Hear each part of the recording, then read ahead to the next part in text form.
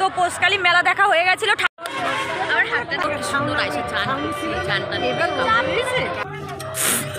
Hello বন্ধুরা, good evening and welcome back to my channel. তোমরা সকলে কেমন আছো? আশা করছি ভালো আছো। আমিও তোমাদের ভালোবাসায় ভালোই আছি।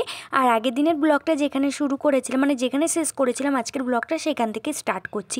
কালকে যে আশ্রমের তরফ থেকে খিচুড়ি খাইয়েছিল ওই আশ্রমেই ঠাকুর তোমাদেরকে দেখালাম।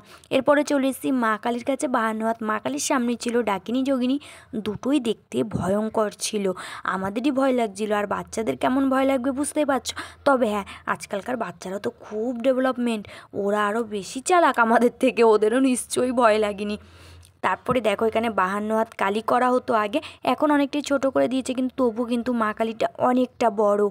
হ্যাঁ, উঁচু হয়ে মানে ঘাটটাকে তুলে দেখতে হচ্ছে, এতটা বড়। আর আগে যখন 52 হাত করা হতো তখন নাকি একদিন ভেঙে পড়ে গিয়েছিল, তাতে অনেক মানুষ আহতও হয়েছিল। তারপর থেকে না মা কালীকে ছোটো করে দেওয়া হয়ে গেছে, মানে ছোটো করে দিয়েছে, অনেকটাই ছোটো করে দিয়েছে। 52 হাত মানে তো তোমরা বুঝতেই পারছো কতটা বড়। আর এখন দেখো পুরোপুরি বিকেলও হয়নি, মানে ওই 4টে ধরে রাখো, 4:45 বা 3:30 এরকম ধরে রাখো। এই সময় দেখো কতটা পরিমাণে ভিড়। এখানে দেখো এই যে শিব ঠাকুরকে, মানে শিব ঠাকুরটাও কতটা বড়, এতটা ভিড় মানে এই দুপুরবেলাতেই, মানে বিকেলবেলাতেই। আর রাতেবেলা কত ভিড় হবে বুঝতেই পারছো। আর যেহেতু এখন ঠান্ডা, তো ভীষণ ঠান্ডা এদিকে, গ্রামের দিক, আর হলো গঙ্গার পাড়েই, তার মানে বুঝতেই পারছো কতটা পরিমাণে ঠান্ডা পড়বে। ওর জন্যই দুপুরবেলায় দেখো সোয়েটার চাদর সবাই পরে এসছে, মানে এতটা ঠান্ডা লাগছিল। সবাই সোয়েটার চাদর পরে এসছে, আমিও কিন্তু সোয়েটার পরে এসেছি। মানে কি বলবো, যে যার জন্য আমাদের তাড়াতাড়ি বেরোতে হয়েছে, বাড়িতে গিয়ে আবার পিঠে করতে হবে, ওর জন্যই তাড়াতাড়ি বেরো। তারপরে আবার বেশি সন্ধ্যা হলে বেশি ঠান্ডা পড়ে যাবে। দেখো গাইস, আমরা এখানে পোস্টকালী দেখতে এসেছিলাম, তো পোস্টকালী ঠাকুরকে দর্শন করা হয়েছে, কিন্তু ঠাকুরের পুজো হবে রাতে বেলা, এখন না। তো যাই হোক, আমরা প্রসাদ গ্রহণ করেছি, ঠাকুর দেখলাম, ঠাকুর দর্শন করলাম সবাই মিলে।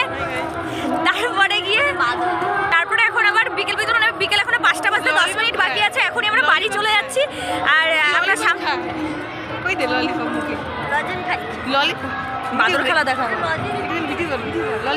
তো আমি তোমাদেরকে ফ্রন্ট ক্যামেরায় ভিডিও করে কথা বলছিলাম, আর ওই মুহূর্তে সজু ভাই আর বোন বলছে ওই যে বাদরের ভিডিওটা একটু কর।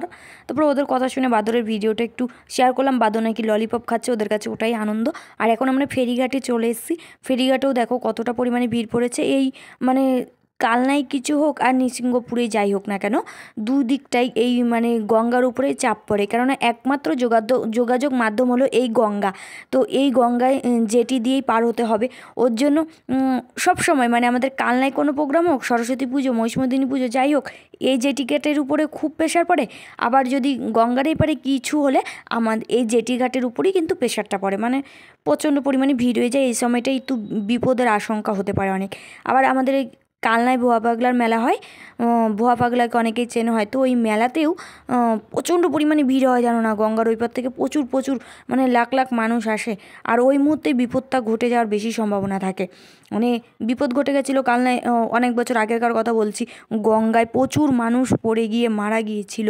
মানে এত ঠেলাঠেলি করে উঠতে গিয়ে লাস্টে গঙ্গা নৌকাটাই ডুবে গিয়েছিল। যাই হোক, দুঃখের কথা বলে আর মানে দুঃখের কথা বললে খারাপ লাগে, আনন্দের দিনে আর দুঃখের কথা কিছু বলবো না। তারপরে দেখো আমার মামি বলছে কি, আমরা বাড়ি চলে যাচ্ছিলাম, মামি বললো দেখ পার্ক দেখা যাচ্ছে, চল একটু পার্কে থেকে ঘুরে আসি। আসলে এটা কিন্তু পার্ক না, আমিও তোমাদেরকে পার্ক বলে শেয়ার করছিলাম, কিন্তু এটা কোনো পার্ক না, এটা নতুন একটা রেস্টুরেন্ট খুলেছে। এই রেস্টুরেন্টে এখন যেহেতু একদম নতুন খুলেছে, তার জন্য সবাই ঢুকতে পারছে, কোনো এন্ট্রি ফি লাগছে না। হ্যাঁ, রেস্টুরেন্টটাকে সুন্দর করে সাজানো গোছানোর কাজ কিন্তু চলছে। এখানে ফুলের টব বসানো হচ্ছে, ফুল গাছ লাগানো হয়েছে, সবগুলো আর কি প্রস্তুতি চলছে সুন্দর করে সাজানোর। এই রেস্টুরেন্টটাকে পার্ক কাম রেস্টুরেন্ট দুটোই হবে। এখানে এসে তুমি পার্কেরও মজা পাবে, আবার রেস্টুরেন্টেরও মজা পাবে। ক্যাশ কাউন্টারও আছে, কোনো খাবার অর্ডার করে ওই যে ঘুমটির মতন যেই স্টল করে রেখেছে এখানে ঢেকে, গার্লফ্রেন্ড বয়ফ্রেন্ডের জন্য বা নতুন হাজব্যান্ড ওয়াইফদের জন্য, ওইখানে এসে খাবার অর্ডার করে গল্প গুজব, খাওয়া দাওয়া সব কিছুই তোমরা করতে পারবে।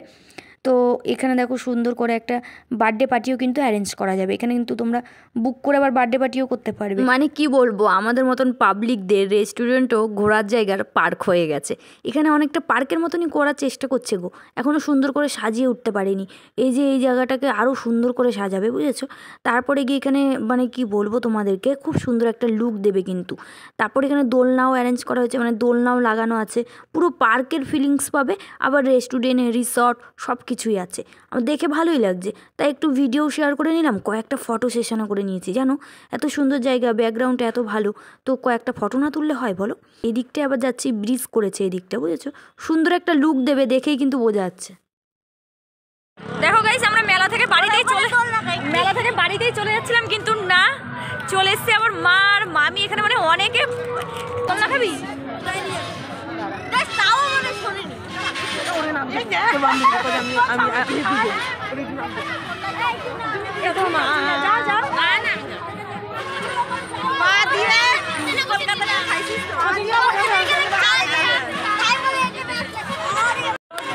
আমার হাতটা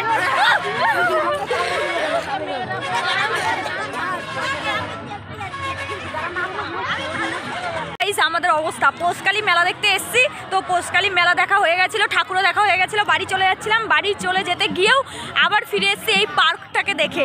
এখানে আমরা অনেকে আছি, আমার মা, বোন, আমি, সজু ভাই, মেজো মামিদের পাড়ার ওইখানে অনেকে এসেছি। তো অনেকে এসে কি হচ্ছে, বাড়ি চলে যাবো, এই পার্কটাকে দেখে আবার পার্কে চলে এসেছি।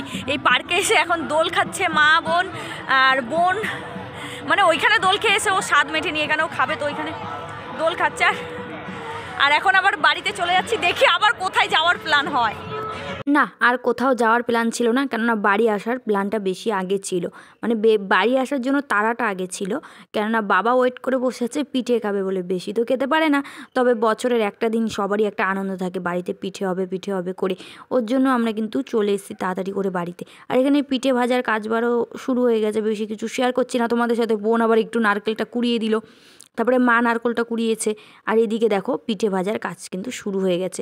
এখানে মালপোয়া ভাজা হচ্ছে, জানো তো আমাদের বাড়িতে প্রত্যেক বছর পিঠে ভাজা হলে না মালপোয়া আর পাটিসাপটা, আর কিছু হোক আর না হোক, মালপোয়া আর পাটিসাপটা হবেই হবে। আমার আবার অতিরিক্ত মিষ্টি জিনিসের থেকে একটু মানে মিষ্টি ছাড়া জিনিসটা বেশি ভালো লাগে। যে চালের গুঁড়ো দিয়ে নুন দিয়ে যে পিঠেটা করা হয়, ওটা এতবার বলি করো, কোনো বছর বাবা করতে দেয় না। বাবা বলে ওইসব পিঠে মানুষে খায় না। এখানে আবার গ্যাসের প্রচণ্ড পরিমাণে সমস্যা হচ্ছিলো, পিঠে করতে গিয়ে অনেক বাধার সম্মুখীন হতে হয়েছে। লাস্টে বাইরে কাঠেই রান্না করে নিচ্ছে লাইট জ্বালিয়ে। আর আজকের ভিডিওটা তোমাদের কেমন লাগলো তোমরা কিন্তু কমেন্ট সেকশন তোমাদের জন্যই খোলা আছে, তোমরা অবশ্যই কমেন্টস করতে পারো। আর ভিডিওটা ভালো লাগলে একটা লাইক করতে পারো। আর যদি কেউ প্রথমে দেখো অবশ্যই চ্যানেলটিকে সাবস্ক্রাইব করে দিয়ে পাশে থাকা বেল আইকনটা ক্লিক করে দিও। এখন পাটিসাপটার জন্য পুর তৈরি করা হচ্ছে, আর এখানে মালপোয়াও রেডি হয়ে গেছে। দেখি কতটা লোভনীয় লাগছে। আর মায়ের হাতের রান্নায় তো মধু থাকে, মধু। আমার মায়ের হাতের পিঠেতেও তেমন মধু ছিল। আজকের ভিডিওটা অবশ্যই কিন্তু তোমরা জানিও কেমন লাগলো, আমার তো ভীষণই ভালো লাগলো।